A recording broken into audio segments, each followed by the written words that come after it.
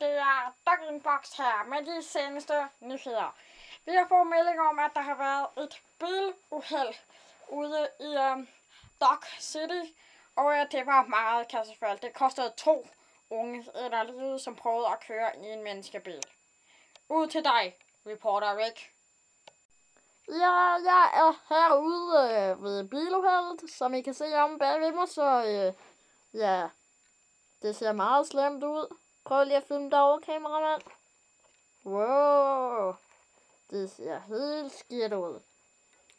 Altså, det var 2 unge ender, som sagt, der prøvede at køre i en menneskebil.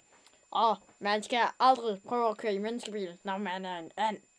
Så ja, tilbage til studiet til dig, Dog Inbox. Tak, Rick, for dine interessante nyheder. Det var alt for dig. I kan selvfølgelig tjekke op på vores hjemmeside.